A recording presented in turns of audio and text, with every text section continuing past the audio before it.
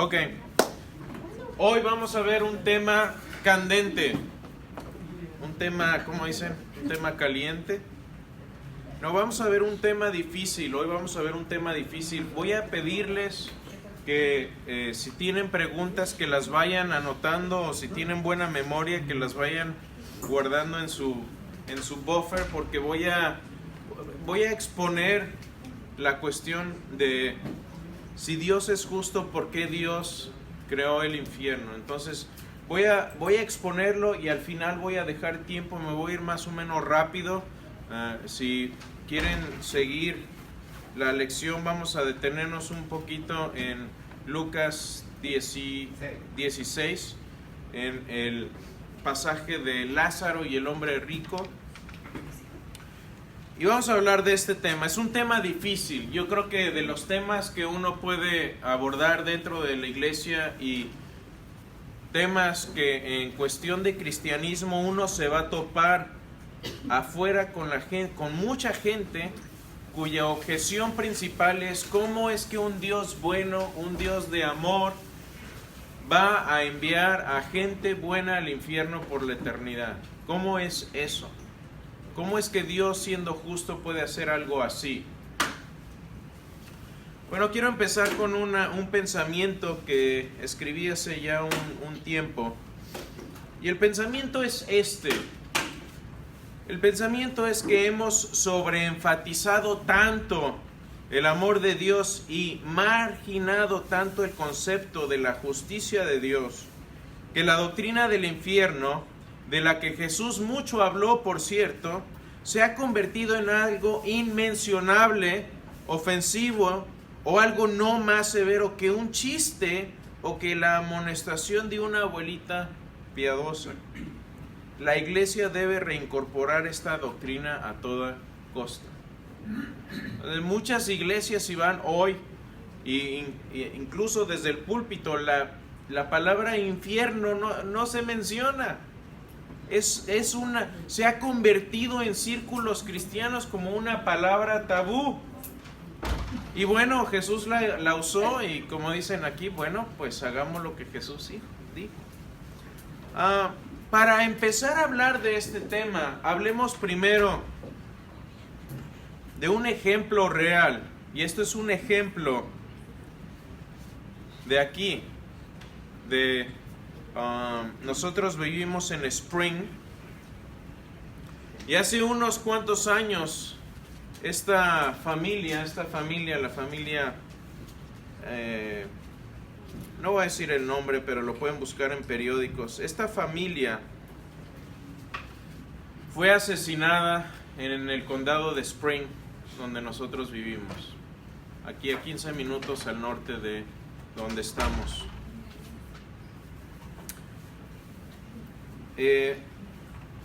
El hombre que ven a la izquierda, a su izquierda, era el cuñado de la mujer que ven en la fotografía. Este hombre tenía problemas y se estaba separando de su esposa y fue a buscarla a casa de su hermana y no la encontró, pero encontró ahí a sus sobrinos políticos, a Zach, de 4 años de edad, a Brian, de 13 años de edad, a Rebecca, de 7, Emily, de 9, y a todos ellos lo que hizo fue innombrable. Los amarró con las manos atadas atrás, los acostó a todos y a manera de ejecución les fue disparando una bala en la cabeza a cada uno de ellos. Milagrosamente solamente la chica de la izquierda sobrevivió. Ella estaba ahí y le dispararon, pero la bala no alcanzó a matarla y ella sobrevivió la masacre de su familia. Inclusive ella salvó la vida de sus abuelos, porque como este hombre no encontró a su esposa ahí, iba a ir a buscar la casa de los abuelos, Y entonces ella, a pesar de haber presenciado el asesinato de sus hermanitos y de estar ella gravemente herida, tuvo la lucidez de llamar al 911 y decir a la policía: este hombre va camino a casa de mis abuelos. Y ahí fue donde lo agarraron. Y el hombre sigue en cadena perpetua con una sentencia de muerte aquí en Texas. Ahora déjenme preguntarles algo. Pónganse en los zapatos de la chica de la izquierda. Su nombre es Cassidy. De la familia State, Cassidy State. Imagínense que ustedes son ella, que sobrevive en la masacre de su familia, y van ante el juez, y el juez ha escuchado todos los argumentos, escuchó lo que sucedió, y el juez dice algo así: ¿saben qué? Sabemos lo que hizo este hombre, este asesino, sabemos lo que hizo y que fue terrible, pero yo soy un juez bueno y justo, le voy a perdonar su sentencia y lo voy a dejar libre. ¿Qué pensarían? Injusto. Entonces ya la justicia no nos parece tan injusta. De hecho, nos parece injusto que este hombre vaya a salir libre sin haber cumplido algún tipo de castigo o de sentencia. Fíjense que muchas veces hacemos eso con el Dios de la Biblia. ¿Por qué? Porque al menos que entendamos el crimen a profundidad, entonces el castigo se nos hace liviano. Pero cuando entendemos la gravedad del crimen, el castigo no se nos hace, como decía C.S. Lewis, más que un corolario derivado de nuestra maldad y de la bondad y la justicia de Dios. Y esta palabra en el diccionario, la palabra injusto, es interesante. Dice que lo que significa es que algo está falto de equidad, que no hay equilibrio. Por eso la balanza, exactamente, que no hay equilibrio, que algo está corrupto. Si nos tocara un juez así, pensaríamos tal vez que el juez lo compraron o le pagaron, o algo está mal porque la balanza no nos checa. Y como les dije, pensamos a veces que Dios es ese tipo de juez, un juez que se va a hacer de la vista gorda ante la maldad. Ahora, esto sucede en círculos de teología. Hay un expastor muy famoso que se llama Rob Bell, que ha salido en muchos programas de televisión, un programa de televisión, por cierto, con Oprah. Y él afirma que finalmente el amor gana. Love Wins, tiene un libro que se llama Love Wins, el amor gana, y que Dios va a perdonar a todos, que no va a haber juicio, que Dios es tan bueno y tan amoroso que va a perdonar a todo mundo. Pero como ya vimos, esto no sería justo. Y esto querría decir que entonces estamos lidiando con un Dios, como decimos en México, que se hace de la vista gorda. ¿Se entiende el término? Alguien que se hace de la vista gorda es alguien que ve una injusticia y tira la mirada hacia otro lado. Es un Dios injusto. Incluso hubo un artículo hace unos años en la revista Time que decía: ¿qué tal si no hay infierno? Y aquí habla de este pastor, de Rob Bell. Por cierto, esta posición de que Dios lo va a perdonar todo y se va a hacer de la vista gorda se llama universalismo. Ahora hablemos entonces de esto. ¿Cómo es justo esto? déjenme aclarar un poco más y agudizar un poco más el crimen o el tipo de crimen o el tipo de circunstancia de la que estamos hablando. Mucha gente hoy no entiende y no ha leído sus libros de historia, sobre todo los que están más jóvenes, para entender lo que pasó en Alemania nazi en los 20s y los 30s y los 40s. No lo entienden.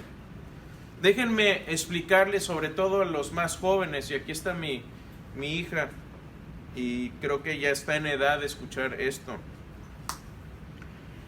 Pero si Rob Bell tiene razón, entonces injusticias como la que sucedieron en el reinado de los nazis van a pasar con impunidad, no van a ser castigadas. Todos los sobrevivientes y las víctimas del holocausto van a pasar la eternidad junto a sus asesinos y sus victimarios.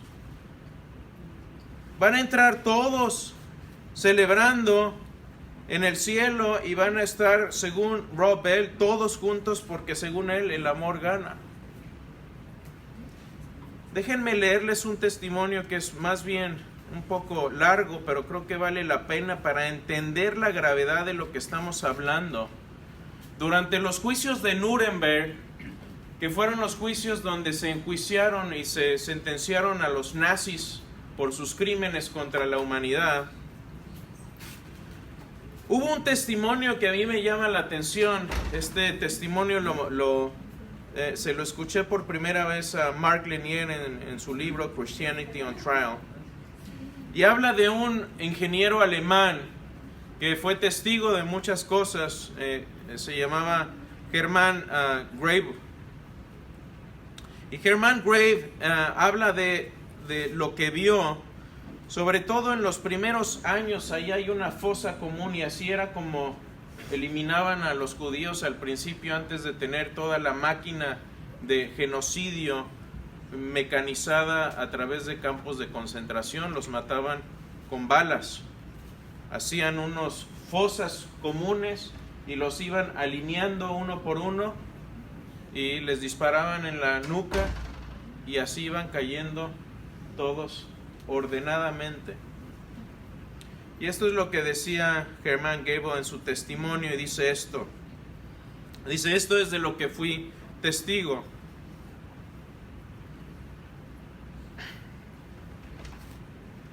Dice, la gente que bajaba de los camiones, hombres y mujeres y niños de todas las edades, que debían desnudarse por órdenes de un soldado de la SS que llevaba un fuete y un perro con él. Tenían que dejar su ropa en diferentes lugares dependiendo de si se trataba de ropa exterior o ropa interior o zapatos. Vi montañas de zapatos de entre 800 y 1000 pares de zapatos. Ellos, estas víctimas, sin gritar ni llorar, las vi desnudarse, se sentaban en grupos de familia, se besaban los unos a otros.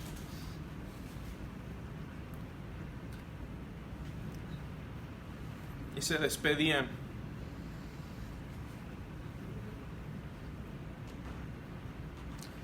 Esperaban la señal de otro hombre de la SS que estaba cerca de la fosa. Una anciana con cabello blanco como nieve cargaba en sus brazos a un niño como de 1 año. Y le cantaba y le hacía cosquillitas, y el niño se veía tranquilo y reía con deleite mientras que los padres miraban a lo lejos con lágrimas en sus ojos.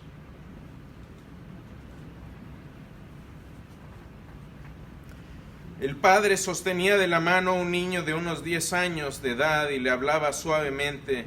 El niño luchaba contra las lágrimas en sus mejillas. El padre señaló al cielo, acarició la cabeza de su hijo y parecía explicarle algo. En ese momento el hombre de la SS que estaba en la fosa gritó al otro algo a su camarada. El soldado nazi contó unas 20 personas y les ordenó ir detrás del montículo de tierra. Yo recuerdo una joven delgada de cabello negro, quien murió cerca de mí al pasar caminando se señaló a sí misma mientras murmuraba en voz muy baja, 23 años. Caminé alrededor del montículo y me encontré frente a un inmenso sepulcro en el que había gente estrechamente unida, unas encima de otras, por las que solo se veían las cabezas. Algunas personas seguían moviéndose. Busqué al soldado que les había disparado. Era un hombre de la SS que estaba sentado en el extremo opuesto de la fosa con los pies colgando sobre ella. Tenía una ametralladora Tommy sobre sus rodillas y fumaba un cigarrillo. ¿Cuál es el problema aquí de Bell y muchos otros que piensan que estos asesinos no merecen ser juzgados? Que todo va a salir bien y que en el cielo vamos todos a cantar juntos Kumbaya.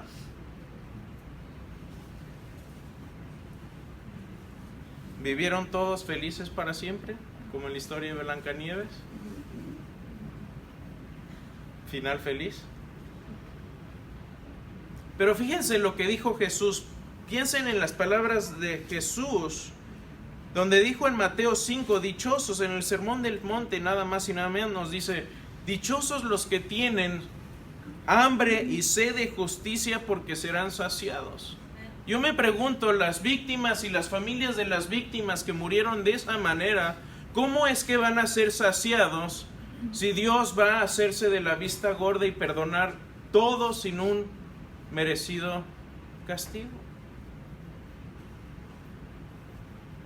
¿Cómo le explicamos a la familia de Cassidy, a las víctimas de 11 millones de asesinatos en Alemania nazi y a incontables crímenes que finalmente Dios va a ignorar todo eso? Bueno, aquí hay dos formas. O los victimarios y los asesinos van a pagar por sí mismos, o alguien más tiene que pagar en su lugar. Y precisamente eso es lo que hizo Jesús, pagar en nuestro lugar para que nosotros no tuviéramos que pasar por ello. Ahora, el rechazo explícito de Cristo, amén. El rechazo explícito de Cristo también significa que uno no tiene deseo de estar con Dios. Y déjenme decirle algo, si la persona no desea a Dios aquí, menos van a querer pasar una eternidad con Él. Y aquí me gusta darles un ejemplo a mis hermanas. Con todo respeto, les preguntaría, ¿alguna vez han tenido un pretendiente que está, o que estuvo, que están las casadas, por favor, no diga, pero que está ahí dando lata? Dice, sal conmigo, te invito a un café, te invito a cenar, te invito al cine. Dice, sí, lo tengo al lado. Dice, te invito, y te manda flores, y te manda chocolates, y te manda tarjetas, invitaciones, y tú le dices finalmente, ¿sí?, las palabras, me caes muy bien, pero como amigo, tome, dale vueltecita ahí. Como hermano menor, esto está peor. Esto está peor. ¿Qué pasaría si esta persona les dice, no, es que yo te amo tanto que te voy a obligar a pasar el resto de tu vida conmigo? ¿Qué harían? Corro. ¿Qué más? 911. Tengo un loco acá siguiéndome. Ahora, Dios nos manda flores, nos manda invitaciones, pero Dios no nos va a forzar a algo que no querramos. Y esto es muy cierto. Pienso en lo que decía C.S. Lewis. Cuando pensamos en la cuestión del infierno, él decía que finalmente las puertas del infierno se cierran por dentro. Las puertas del infierno se cierran por dentro. Y esto lo confirman los mismos ateos. Vamos a hablar de esto en un momentito, pero hablemos un poco de la naturaleza del infierno, porque hay mucha confusión acerca de esto. Les pido un favor, al principio les decía, dejemos las preguntas al final porque quiero terminar el tema y les voy a dar un momentito al final, ¿sí? Discúlpenme. El tema, la naturaleza del infierno, hay mucha confusión acerca de esto. El infierno fue originalmente ideado para Satanás y sus seguidores. Hubo una rebelión y este lugar está destinado para ellos. Es un lugar de cuarentena y de separación eterna. ¿Qué es cuarentena? Bueno, tenemos el mismo concepto en nuestra sociedad hoy. ¿Qué es una prisión? Una prisión es un lugar donde tomamos los elementos nocivos y malignos de la sociedad y los ponemos en cuarentena para que dejen de afectar el mundo externo. Es el mismo concepto, lo tenemos en nuestra sociedad. Ahora, aquellos que terminan ahí es porque perpetua y voluntariamente rechazan a Dios. No fue un accidente. 4. Dios desea que todos vengan al arrepentimiento, es lo que dice 2 de Pedro 3:9. Dios quiere que todos se arrepientan, pero Dios no va a forzar a nadie. Aquí quisiera hacer un paréntesis porque algunos me dicen, sobre todo mis hermanos calvinistas, me dicen, bueno, pues Dios forzó a Pablo, que no se le apareció y lo tiró del caballo, que por cierto no dice que había caballo, nada más dice que cayó al suelo, y que Dios lo obligó. Bueno, precisamente si después leemos el libro de Hechos, cuando da su testimonio a Agripa, Pablo mismo en ese recuento dice que se le apareció Jesús y dice, y no fui rebelde a la visión divina. Él dijo, no me rebelé. ¿Pudo haberse rebelado? No lo hizo. Dios no se alegra del sufrimiento del malvado. No es como que Dios dice, oh sí, voy a crear el infierno para que sufran. No, Él se duele del sufrimiento del malvado.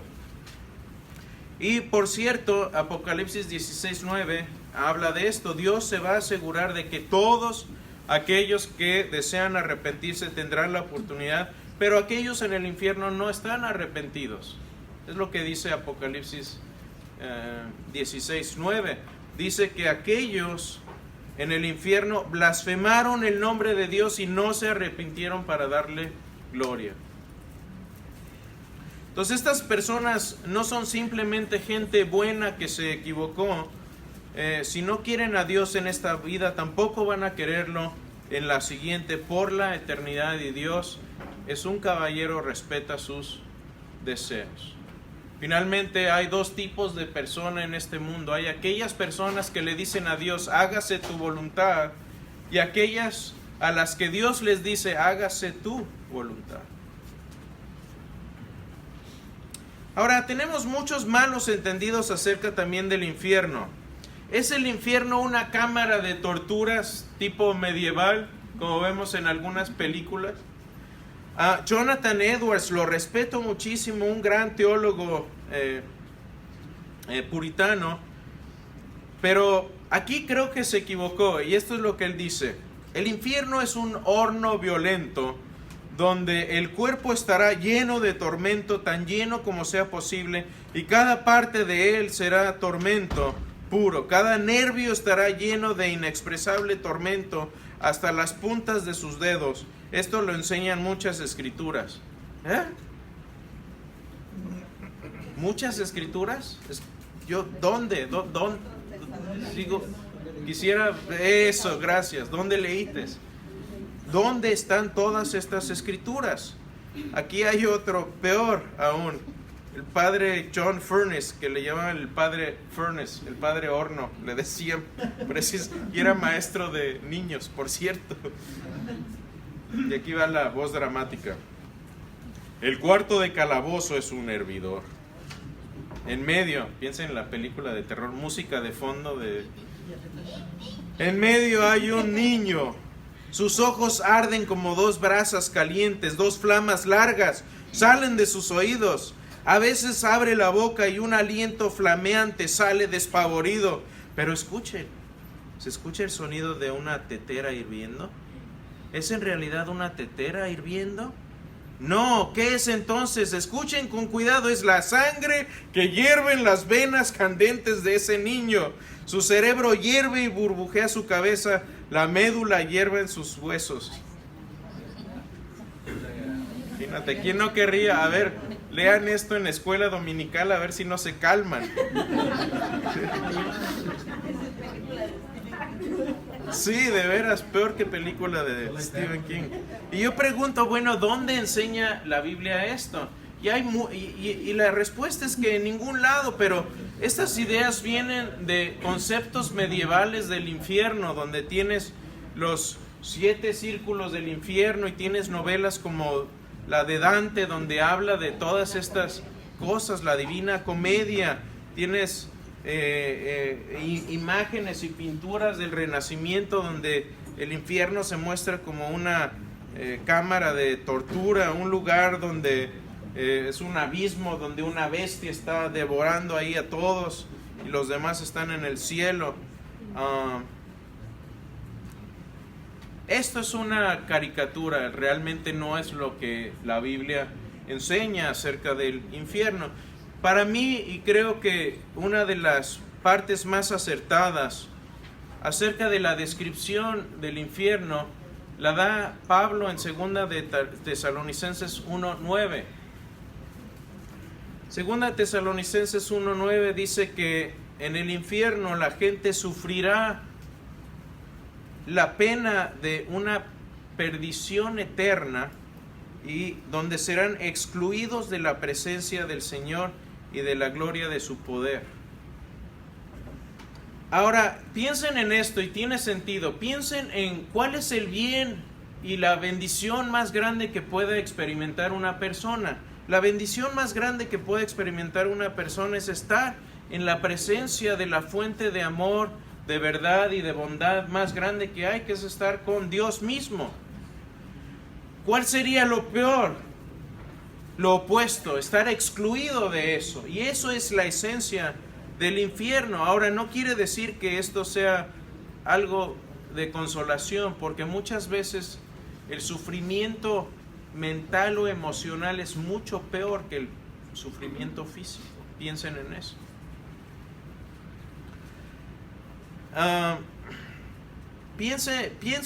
Cuando pienso en esto, me viene una película a la mente, una película del Señor de los Anillos. Y hay un personaje ahí que se llama Gollum.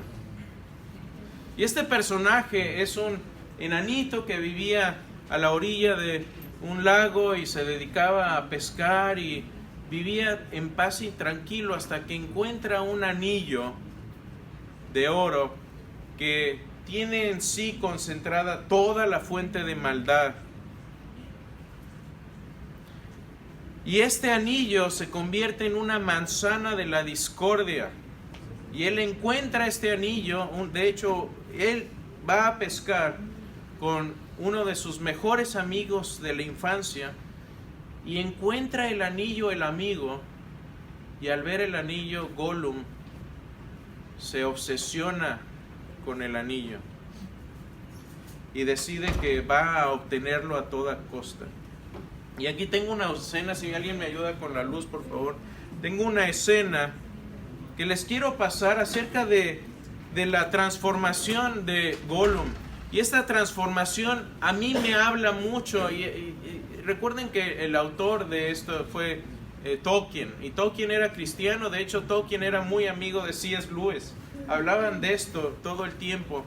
Y lo que ellos decían era que en el infierno el ser humano empieza a perder su humanidad, empieza a perder la imagen que Dios le implantó, dada la separación de su creador.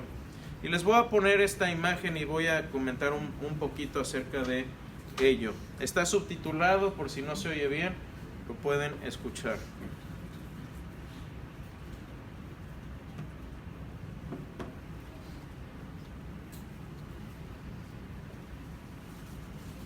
Ahí acaba de matar a su amigo para obtener el anillo.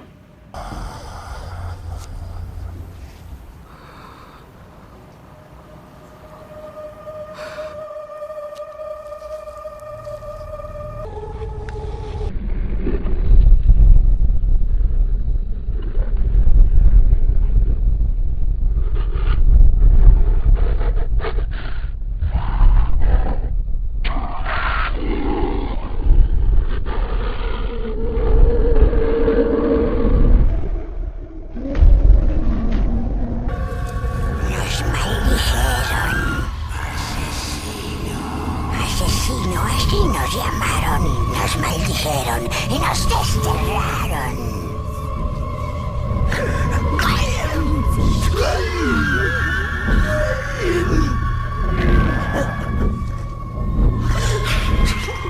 Nosotros lloramos, tesoro. Lloramos por vernos tan solos.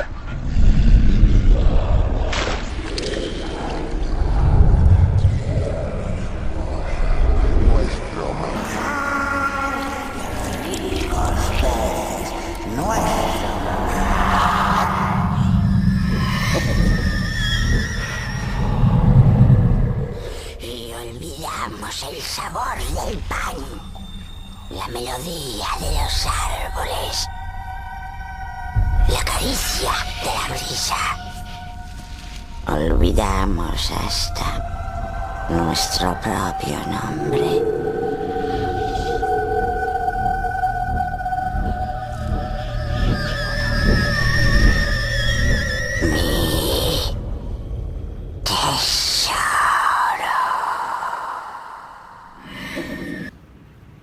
Creo que de igual modo aquellos que estarán en el infierno van a odiar su condición, no van a querer estar ahí, no van a estar contentos con su condición, pero para ellos el estar con Dios sería algo impensable, porque para ellos su tesoro más grande es su independencia. Es, como dice la canción, a mi manera quiero hacer las cosas, a mi manera quiero ser yo el capitán, el dueño de mi propio destino. Ese es el tesoro de la gente que estará finalmente en el infierno.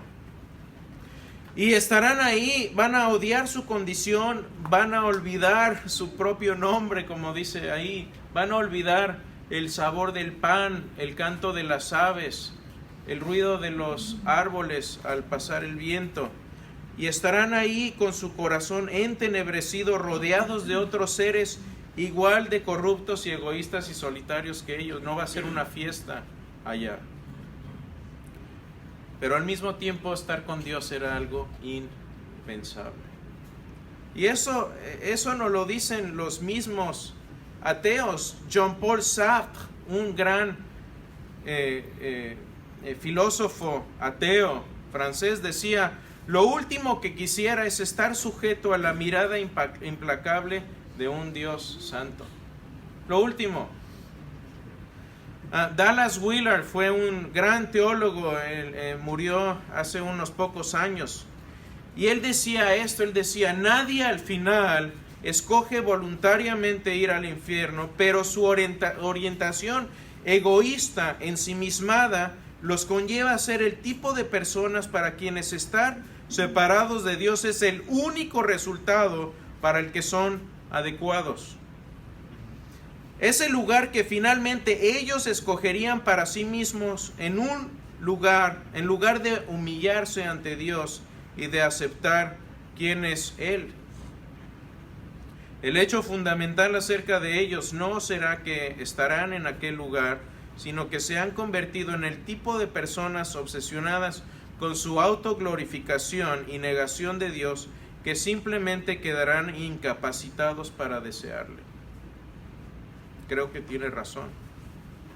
C.S. Lewis escribe algo similar, dice: el único lugar fuera del cielo donde se puede estar completamente a salvo de las perturbaciones del amor de Dios es el infierno.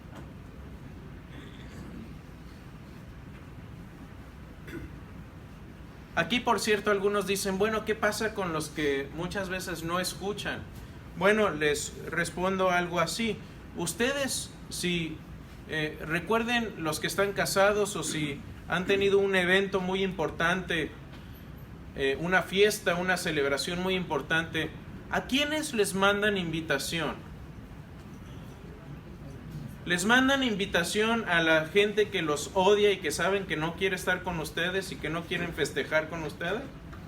¿O le mandan una invitación a la gente que saben que va a asistir y con gusto va a venir a celebrar con ustedes? Bueno, Dios es igual y Dios ya sabe también quién va a decir que sí y quién va a decir que no. Así que si no te mandó una invitación, no te ofendas porque de todos modos sabe que dirías que no. Y Dios no te va a mandar una invitación si sabe que vas a escupir sobre la invitación. Hay una parábola muy importante que es la parábola de Lázaro y el hombre rico. No la voy a leer, la hemos leído muchas veces por acá. ¿Sabes qué? ¿Qué tal, Rigo, si te levantas y con voz de trompeta nos lees ese pasaje? Y voy a hacer algunos comentarios acerca de ello. Si quieres, acércate un poquito para acá para que se te escuche.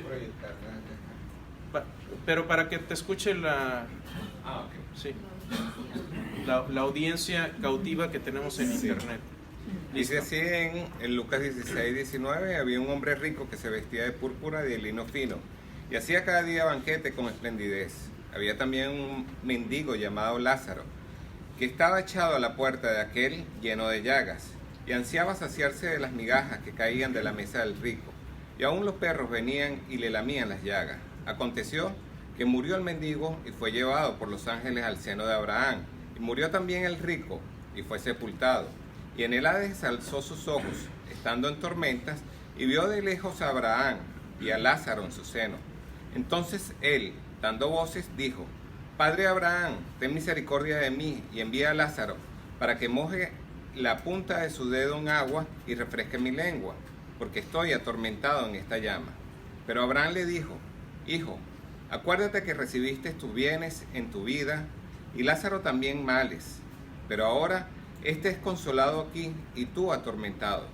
Además de esto, una gran cima está puesta entre nosotros y vosotros, de manera que los que quisieran pasar de aquí a vosotros no pueden, ni de allá pasar acá.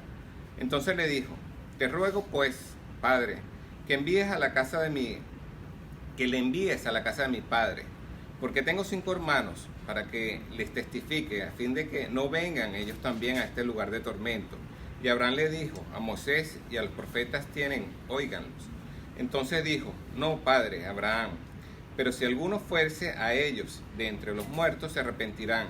Mas Abraham le dijo: Si no oyeren a Moisés y a los profetas, tampoco se persuadirán, aunque alguno se levante de los muertos. Interesante el tema, gracias. Interesante el comentario final, ¿no? No van a creer, si tuvieron a Moisés, a los profetas, y no les creyeron, menos van a creer a alguien, aunque se levante de entre los muertos. Y eso fue precisamente lo que pasó. Jesús se levanta de entre los muertos y muchos siguen negando la resurrección. Algunos puntos importantes de este pasaje. Algunos le llaman parábola, pero es interesante que es la única parábola donde se nombra al protagonista, Lázaro.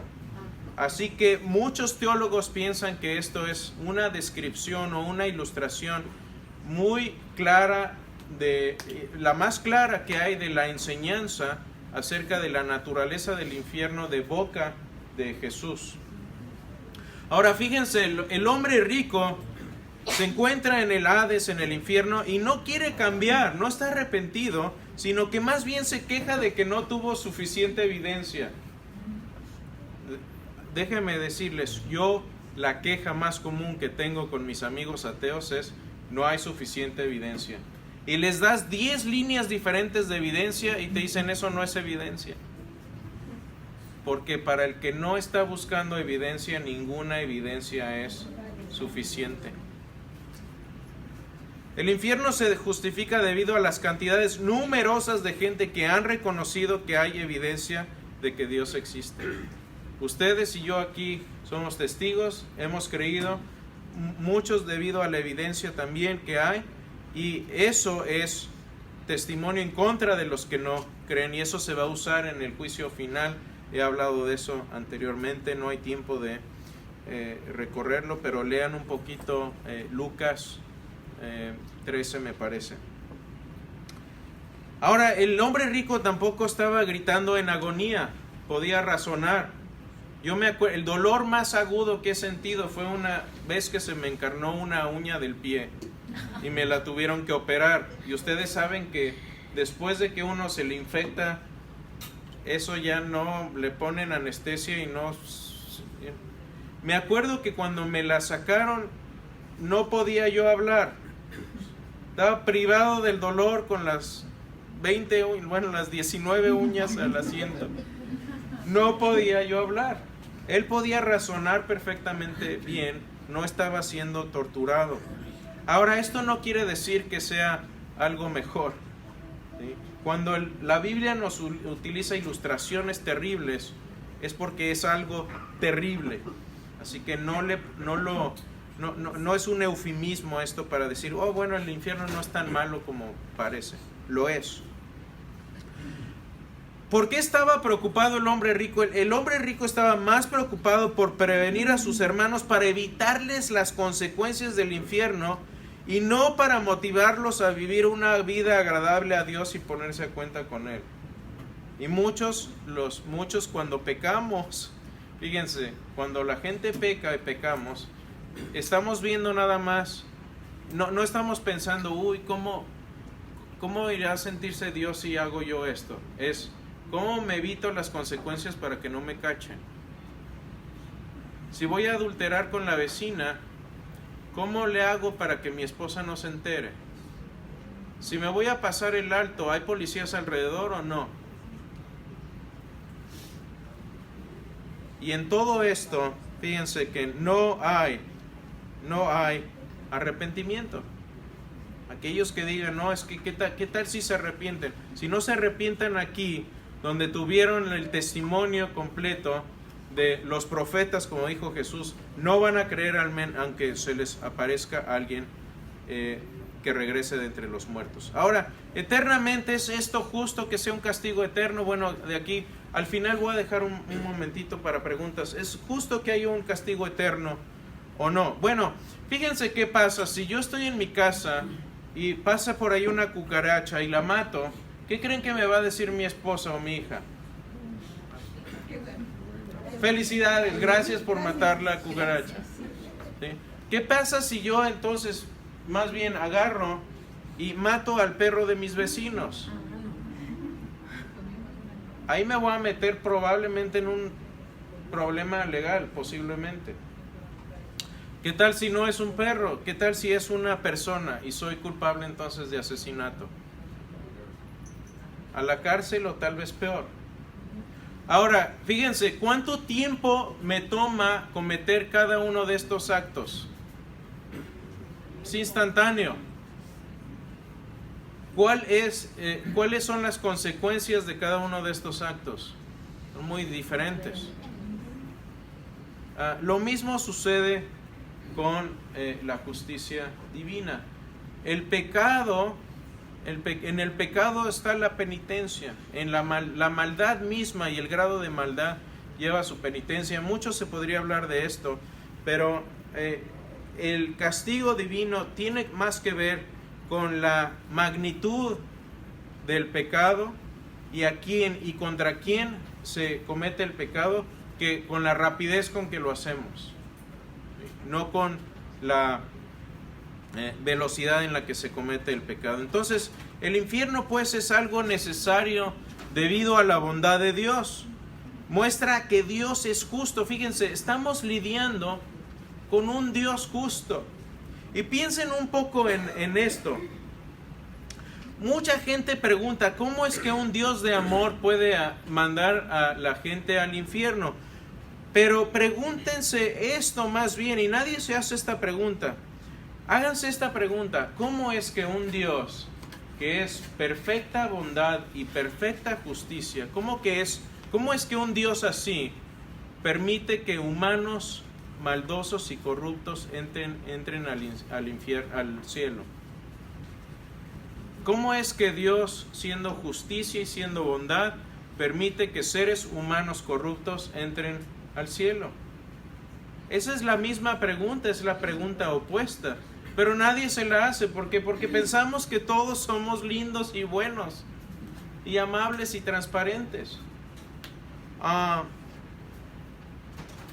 Pero no es así, y el problema es nuestra moral relativa. Nuestro sistema de cultura moral está al revés, está equivocado. Porque ¿qué hacemos? Decimos, bueno, cuando hablamos de la moralidad y la bondad y la maldad, decimos, bueno, por un lado está la Madre Teresa, el epítome de la bondad, y por el otro lado está Hitler y los asesinos y los genocidas y Stalin y Pol Pot y todos ellos. Entonces, ¿qué hacemos? Decimos, bueno, ahí está Stalin, que es el enano moral, después están todos los criminales, los asesinos, después la gente inmoral, los que engañan a sus esposas, los que roban, y tú dices, bueno, yo no soy como la Madre Teresa, pero no soy tan malo, entonces pone tu foto ahí al lado. Y entonces pintas una raya en medio y dices, bueno, de aquí para allá son malos y se van todos al infierno. Y tú, estoy del otro lado. Y los del otro lado se van al cielo porque son buenos. Perdón, pero las cosas no funcionan así. Las cosas funcionan de esta manera. Dios tiene un estándar perfecto y no importa qué tan cerca llegues, sigues fallando a ese estándar. Y la Biblia lo dice, pero no lo creemos. La Biblia dice, todos pecaron y están destituidos de la gloria de Dios. ¿Quiénes son todos? ¿Todos? ¿Todos? Todos. Eso desafortunadamente te incluye a ti y a mí. Estamos todos en ese problema. Pero ¿qué sucede? Hay una solución a eso. Porque Cristo es el puente entre nosotros y Dios. En la cruz, ¿cómo responder a esta pregunta? Se responde sola cuando vemos la cruz de Cristo.